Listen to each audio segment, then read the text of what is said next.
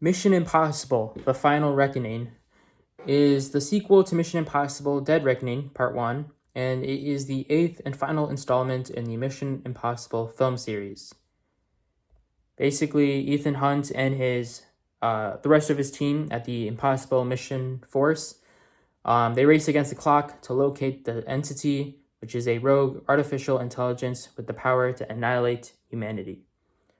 So, I saw this film with my family on Saturday, I believe, so like a couple days ago. And we saw it in a packed theater, which was really cool, I think, to be honest.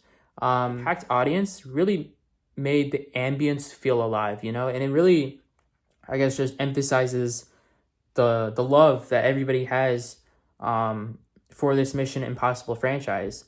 And the reason I saw it with my family, I don't normally see films with my family. I usually see it by myself or with my brother or with like a friend. Usually it's like one or two people, including myself. But the reason I saw this with my family is because it's kind of been like a tradition to see Mission Impossible with the fam. I mean, we saw Fallout, which is arguably, and it's been on like, different types of websites and rankings, arguably like the best film of the franchise with Henry Cavill. Extremely pleasant for me. Exquisite. Then Dead Reckoning Part 1, we saw that as a family as well. And then, of course, the sequel, this film, it just felt inevitable that we saw this film again as a family, which is, again, supposedly the final film of the Mission Impossible franchise.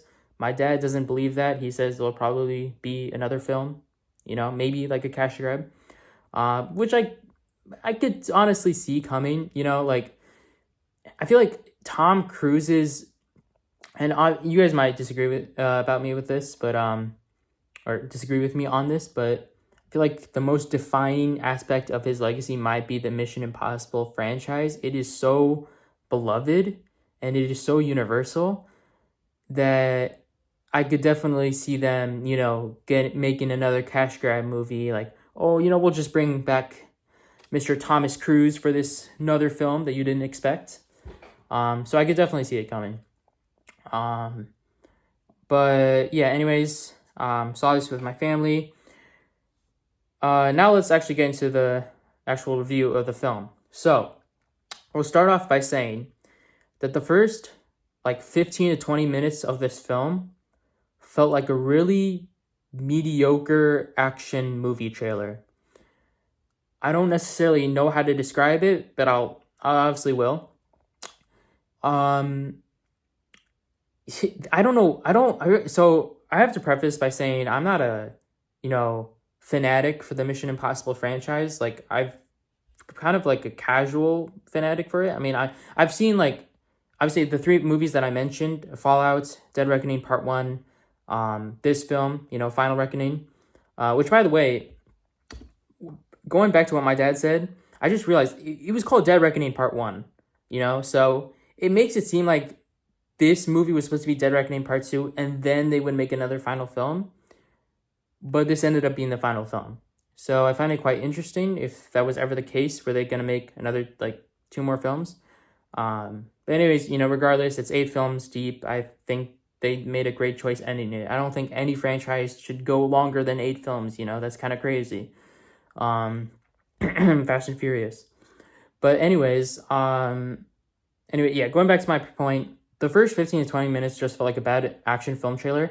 And I don't know. So again, I don't know if this has been done before. I can't remember. Again, I'm a casual fanatic for Mission Impossible. So I don't know if Christopher McQuarrie, who's the director, if he's done this before. I just can't remember. But he does like these shadow, like my hand is like the shadow, right? He does like these shadow liners or the shading where you can only see the character's eyes. And I suppose it's supposed to add like tension or like mystery and enigmatic, ambience or atmosphere. But it just sometimes comes across as like a bit corny and a bit student production-y. And I don't know, he just loves those shadow liners where you can just only see the eyes, I mean, there's like a specific instance where, not even a specific instance, like multiple instances, but in one moment you see it for the villain in like this darkly lit room, And I don't know, it just comes across as a bit corny. And this kind of leads into my next point, which is the main villain. Of course, the main villain, like villain, is probably the entity, the artificial intelligence thing. But I guess the sub villain, and you've seen him in the previous film, The Dead Reckoning Part 1, would be Gabriel, who, by the way, is played by what I like a tremendous actor. I don't know if you guys have seen Ozark. That man in season 1, that incredible. I love that man in season 1. He has an amazing monologue in the very first episode of Ozark, and you're like, God dang, I need to see this guy in more stuff. So, I mean, I think the consensus is that his character is very underwhelming in Mission Impossible, which kind of sucks because the actor is really nice. And by the way, I blame that on the script, because if you have seen episode 1, the monologue he gives in episode 1 of Ozark, you'd be like, holy crap, this dude is threatening. He could take your life at any instant. In Mission Impossible, you're like, holy crap, this character, kind of mid. Not gonna lie, kind of mid. He doesn't have the oomph, He didn't have the oomph that he had in Ozark. He doesn't have that spice. And to be honest, I need that spice. As an audience member, I need that spice. And the character, the villain, he didn't have that spice. So he kind of came across as a generic, stereotypical bad guy, not too threatening, nothing really crazy going on. I'm just here to, make your life a bit miserable, but that's my job. It wasn't too threatening.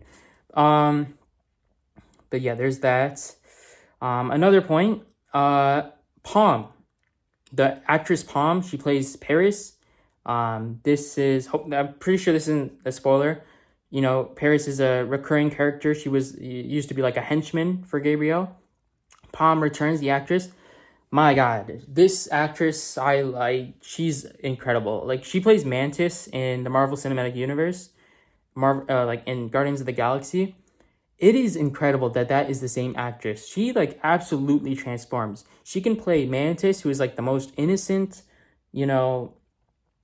like unassuming creature or human, I don't know, person, and then transform into like this cold-blooded killer who only knows how to kill.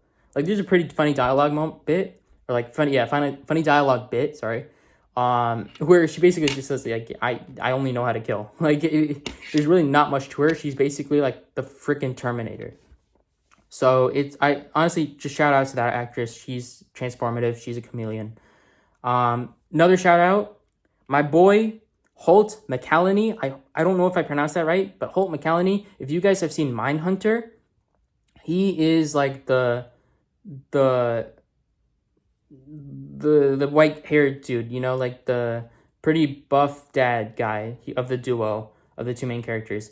And man, I was so ecstatic to see him in this film. I never checked the cast before watching this movie, but I am so glad they got him in this. I mean, I love that guy. After Mindhunter, I want to see what else he's in. I'm pretty sure he's in the Iron Claw.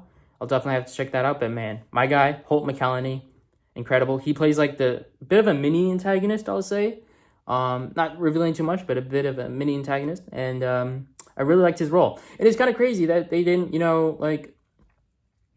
So, okay, in the intro credits, they show like the images of like of the big actors, of course, like Tom Cruise, Haley Atwell, Simon Pegg, they show the images of the big actors.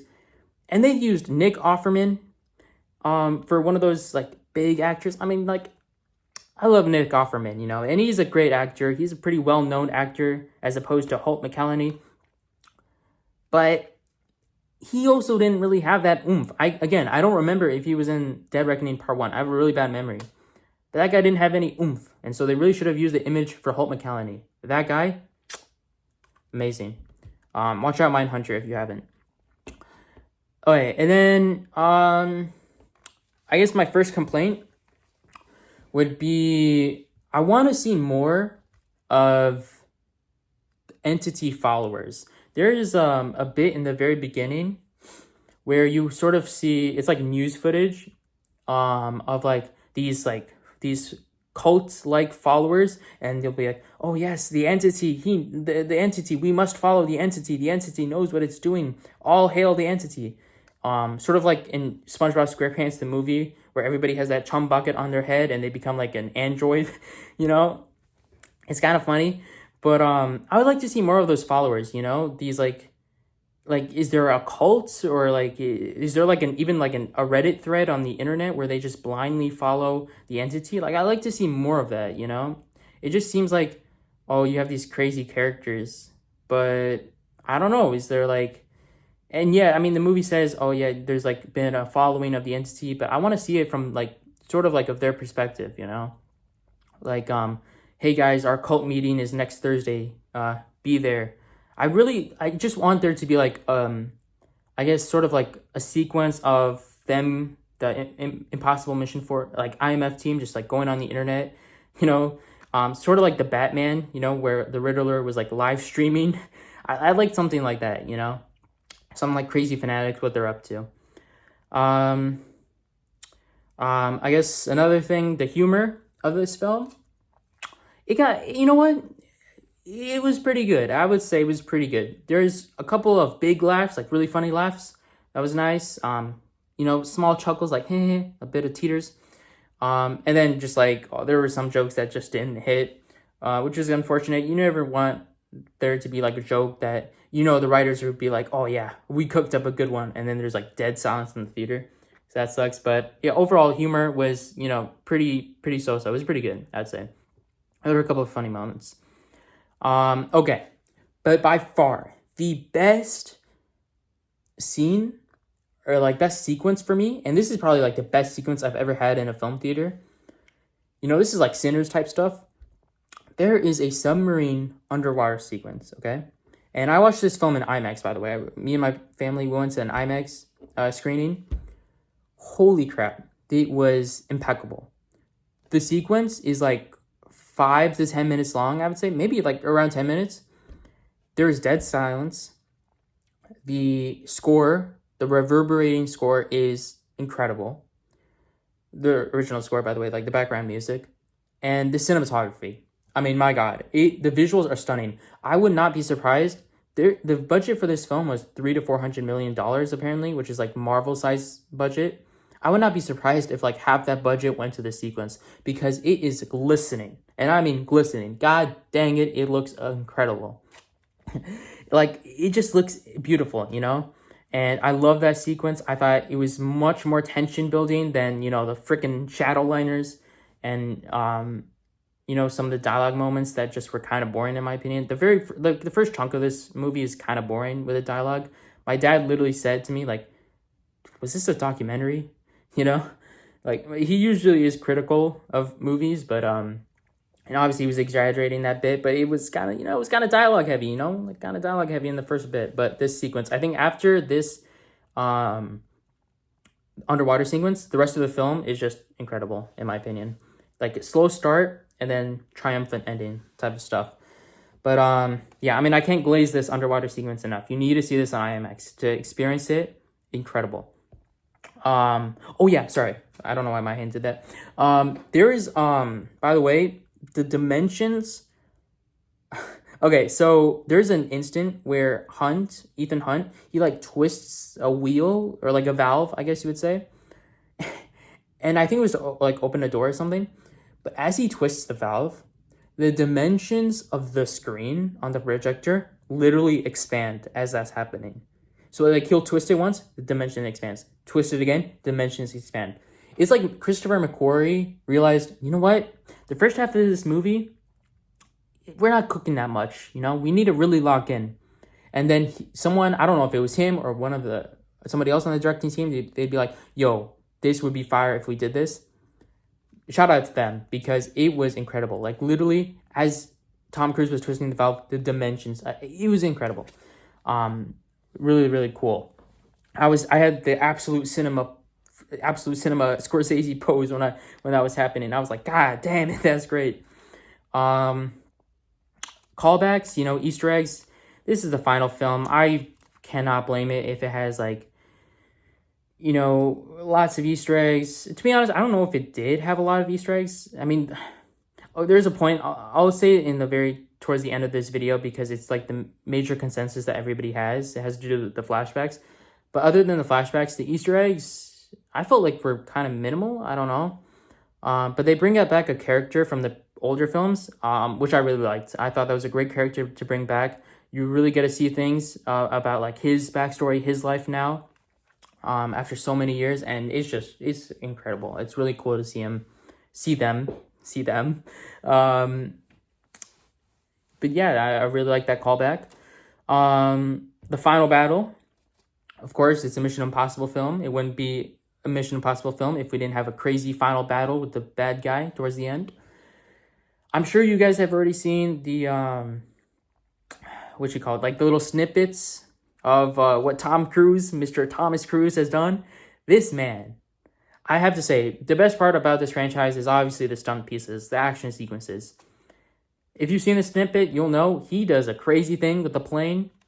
This man, he is doing his own stunts, all right? He's doing his own stunts. I cannot glaze Tom Cruise enough. The fact that he's doing this stunts with a plane, in midair, is crazy. It's honestly just crazy. And it was amazing. And it really just like heightened the experience for me. Because again, in the beginning, I was like, I'm not really feeling it. I'm not really feeling this movie. And then, we have that climax, that climax of the film. And you're like, this is why I love Tom Cruise and I love Mission Impossible. But sort of adding on to that, like I just said, that sequence was crazy, but it also, I think, kind of, plot armor. You know what I'm saying? Like plot armor. That is kind of plot armor.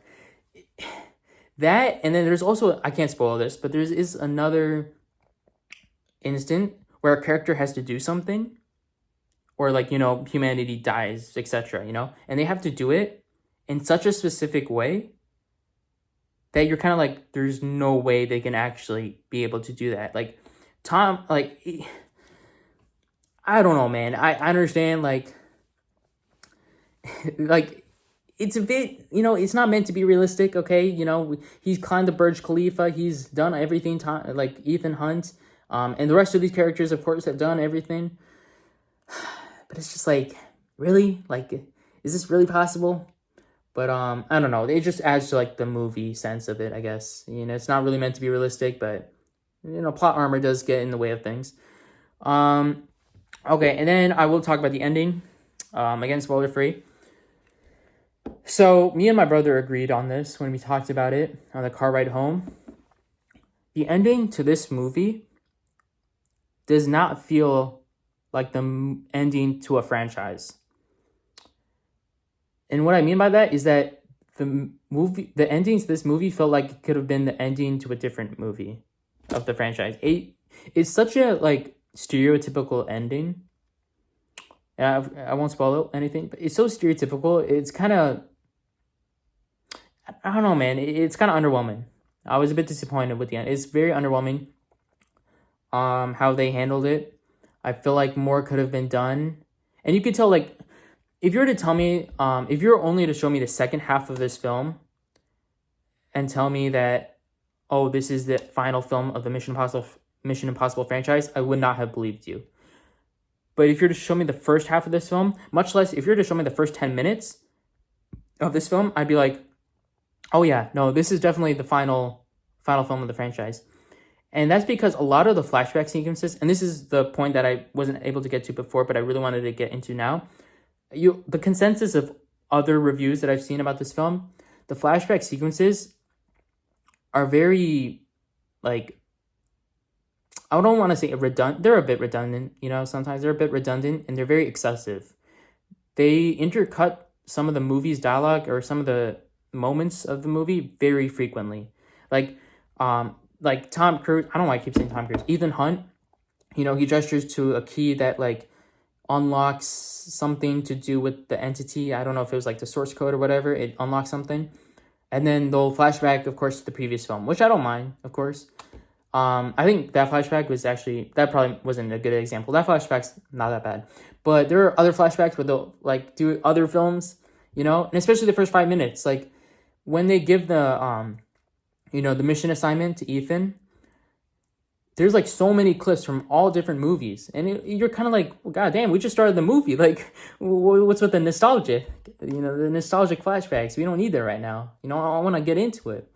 And so that's where I kind of think the first half of this movie is like an exposition dump. That's the best way to frame it. It is an exposition dump. It is riddled with flashbacks, riddled with like nostalgia, and you're kind of like, come, like I'm hype already. You don't need to show me this. I'm hype.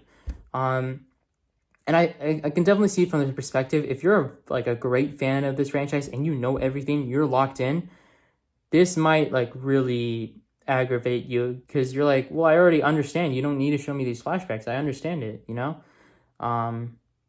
Because sometimes the flashbacks are used to logically, there's to show you this is what that meant. Like the key flashback, that was important because you want to like, oh yeah, that's what the key was for. But then the other flashbacks are just like nostalgia. They're like, oh, look at what you've done, Ethan Hunt. You've done everything from, you know, riding a motorcycle off a cliff to climbing the Burj Khalifa. You have really done anything. Great job. And it's just like nostalgia dump. It's kind of unnecessary. But the second half of the film is where the fun really starts, in my opinion. That is like the best that Mission Impossible has ever done. They hype up, like, you think you've seen the craziest action sequences that the franchise has already done?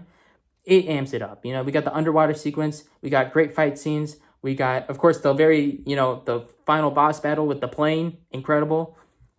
So, yeah, I mean, the ending is great. The first half of the movie, sort of mid. But I think that really leads us to this question of, is the 3 hours warranted? This is like a 3-hour film, or like 2 hours and 15 minutes. And when I saw that runtime, I was like, oh God, this could either feel quick or this could feel really slow. And thankfully, fortunately, this movie did not actually feel like 3 hours, which was great. But then again, does the stuff that happens in this movie, does it warrant a 3-hour runtime? I don't think so. I really don't think so. I do think that the final film of this franchise should be 3 hours. I think that's a great runtime to choose. And I think they were like, okay, this is an acceptable runtime. People will understand. But the stuff that actually happens in this film does not warrant that runtime. You know, like, there's so much dialogue and so much exposition in the first half of this film that you could cut so much and you'd still leave the theater feeling the same about this movie. So they really could have cut some stuff. But, you know, to be honest, at the end, I was like, this is a pretty good film. There's a killer monologue from one of the characters. You know, they had this is what I mean by the pretty stereotypical ending. There's like a monologue, but like, it was kind of cool. You know, it was some great quotes. Kind of reminded me of Metal Gear Solid 5 when, you know, what's his name? Kaz, I think, Kaz Miller, when he does the monologue at the end of The Phantom Pain. It kind of felt like that. It kind of had some shimmers in my spine, little shimmies, but it felt great. Really great ending. Apart from the stereotypicalness of it and the genericness of it, but overall, solid movie. I would give it 7 out of 10. Tom Cruise, if this is actually your last film in the franchise, I just want to say I love you. I love everything that you've done for this franchise. Since the late 1990s, you've given me and the rest of the crowd incredible experiences in the theater. So, my good mate, love you. But yeah, this also ends the first review of my hopefully daily series. I want to make this a daily series. This is called Reels with Rayaan. I'll try to watch a movie a day during the summer. But yeah, I mean, that basically ends that. And hope you enjoyed. See ya.